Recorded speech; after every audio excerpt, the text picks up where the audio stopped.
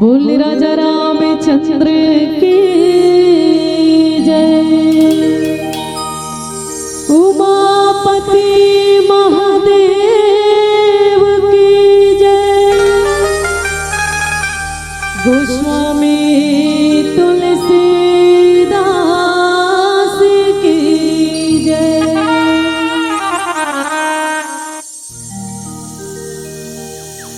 श्री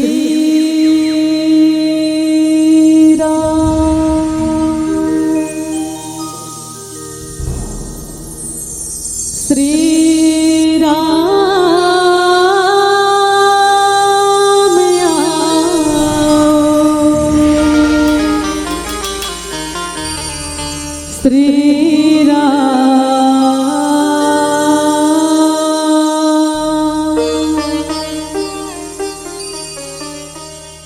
वक्रतुंड महाकाय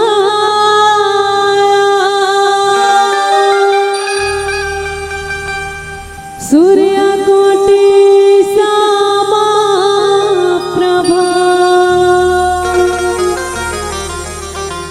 निर्विघ्नं कुरु मे देवा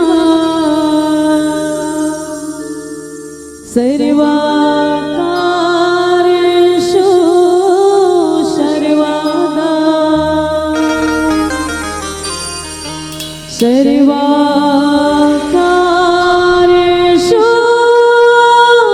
सर्वदा। श्री तुलसीदास के पद कमल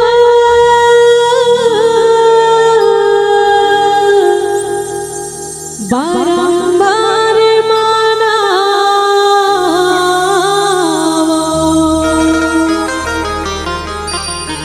गुरु गाहु सिया राम के हनुमत होए सहाय। गुरुपद शीस नवाय के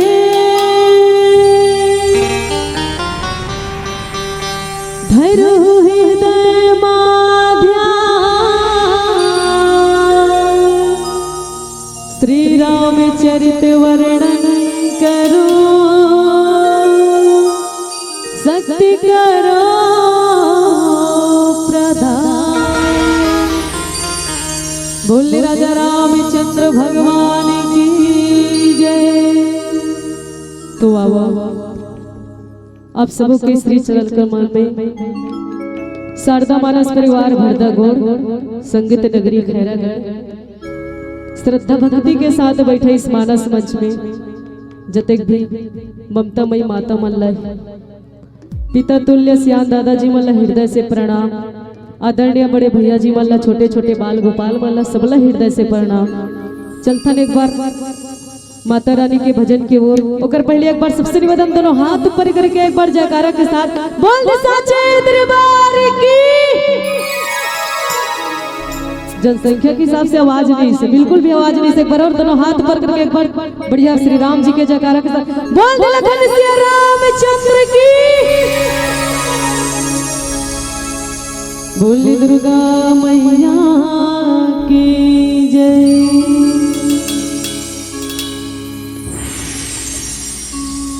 दाई दुर्गा दाई वो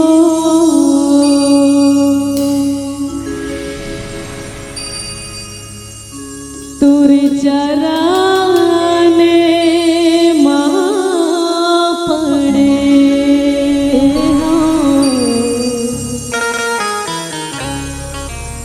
गाँव की शीतला दाई वो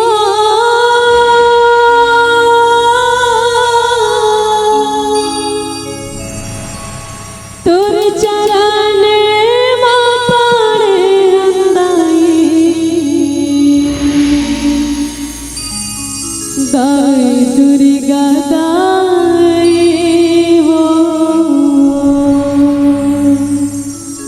तुर चरण मां पड़े।